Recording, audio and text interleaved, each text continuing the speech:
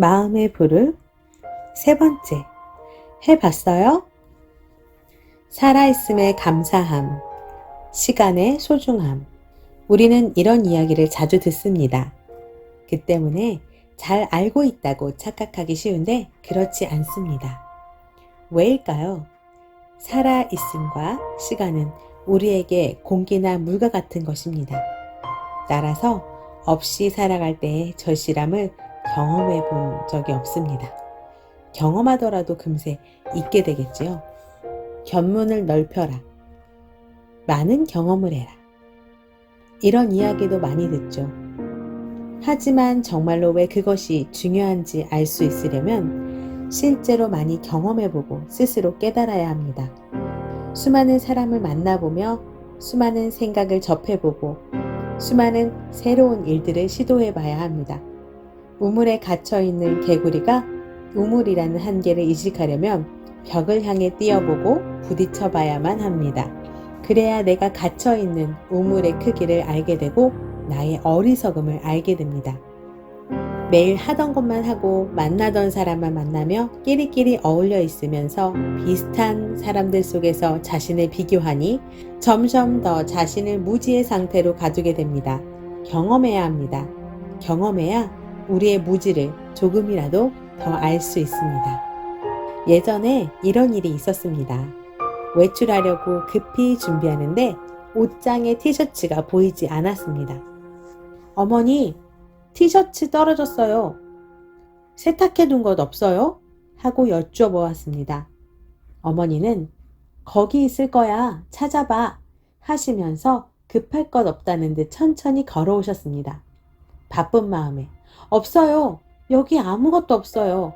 다른 데서 찾아주세요. 하고 외쳤는데도 어머니는 계속 천천히 걸어오셨습니다. 어머니는 직접 옷장을 보시더니 진짜 없네? 하시고는 다른 곳에서 티셔츠를 찾아주셨습니다. 저는 순간 답답한 마음에 화를 내려다 깨닫게 되었습니다. 어머니가 제 말을, 제 경험을 믿었더라면 직접 와서 확인하지 않고도 옷이 없는 것을 알 수 있었을 것입니다.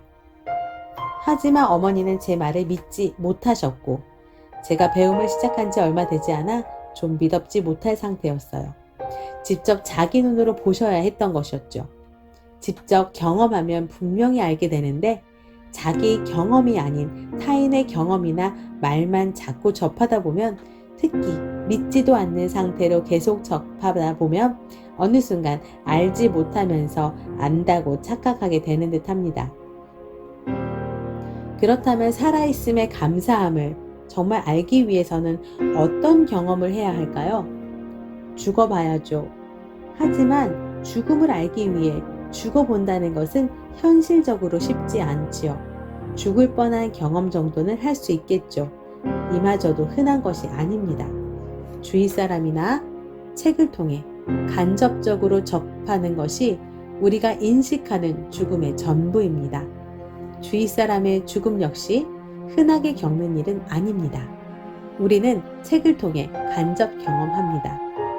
나도 언젠간 죽겠구나 라는 것을 배우지 못하면 살아있음의 감사함을 정말로 알기는 힘들어집니다.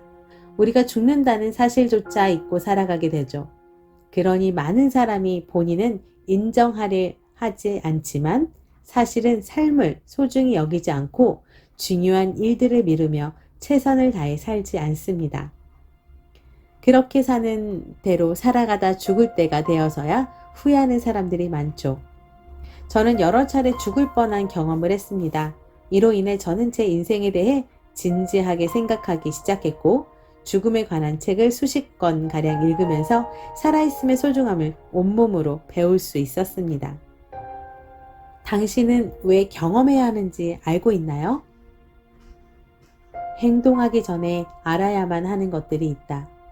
그리고 우리는 그런 일들을 행동으로 옮김으로써 배우게 된다.